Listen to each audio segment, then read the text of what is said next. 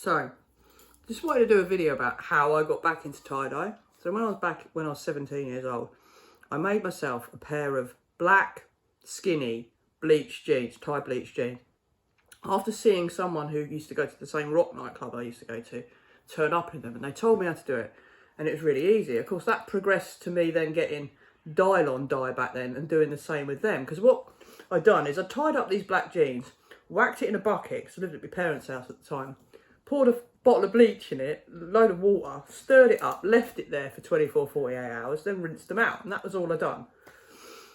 I then got another pair of jeans and decided I wanted to do the same again as a blue pair of jeans, a light blue pair of jeans, but I wanted to add a colour back. So back then, Dylon used to come in this little round tablet thing, like you put in a urinal, and you'd put it in cold water, mix it till it dissolved, and then leave it for 24 to 48 hours.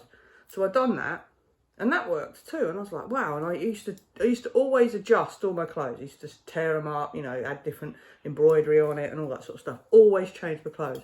Then, of course, life took over, etc., etc. And then 2019, a friend of mine brought a pair of jeans round to me, and it was just literally a black, skinny pair of jeans that were a little bit worn out on the bum area, but on the whole were in good condition and were my size. So he said to me, oh, my sister was throwing these out. I thought that you wear skinny jeans, you might like them. So, oh, thanks, I'll have them. So I took them off him. And I looked at it and I thought, well, I can't wear it. The bum looks a little bit faded. You probably wouldn't have noticed being on, but, you know, me being me, I was like, I could do what I done to a pair of jeans years ago. Okay, I've got a load of elastic bands. I work for Royal Mail.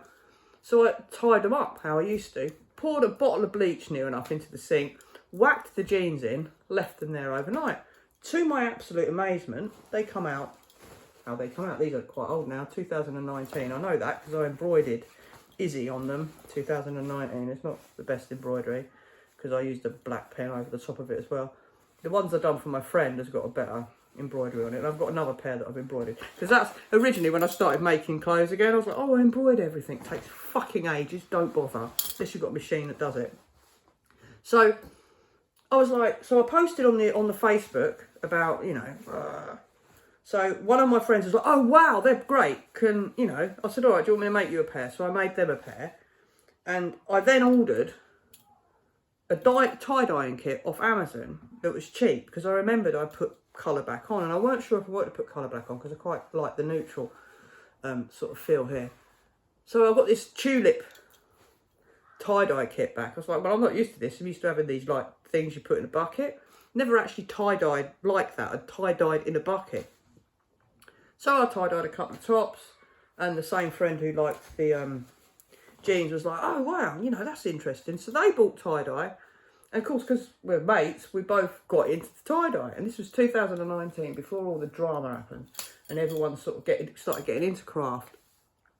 So carried on doing the tie-dye, and then, obviously, all this lockdown and everything happened, and everyone got into tie-dye who in the mainstream. And it seems that I must have had some kind of fashion insight. I know it goes in and out, tie-dye. It comes in and out all the time. But I kind of knew it was going to... I don't know how. I just knew that it was going to become fashionable. So, yeah, that's how tie-dye originally started for me. So what I'm going to do now is, because these are worn out and there's little holes in it from where I used actual bleach. I don't know if I'm going to use HG or bleach for the next pair of jeans. But I've got a pair of black jeans that are skinny, etc., etc. And I'm going to turn those into a new pair of those, because these, I think, I've just about had it and probably need to go in the bin. So what I'm going to do is go through that process with you and show you how I make them.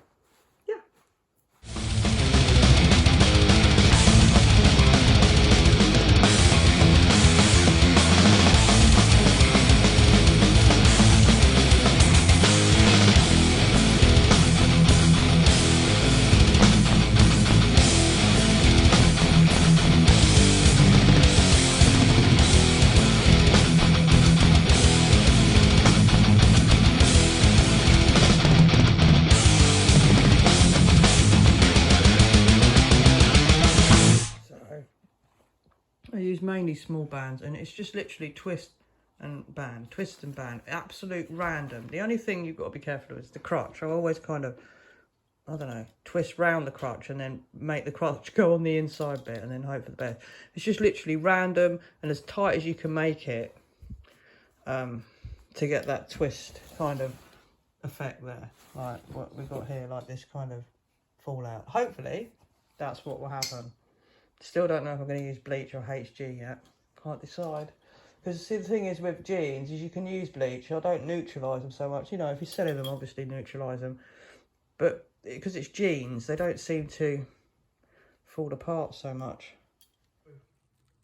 I've gone retro. I went with bleach. Trusty bleach. Because, you know, flashback and stuff.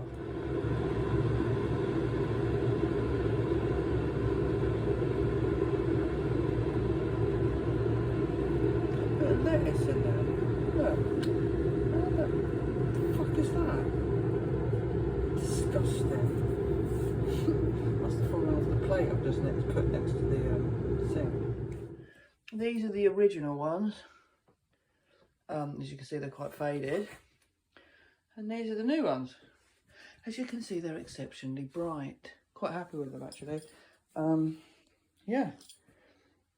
So these are what brought me back to tie-dye, as I say.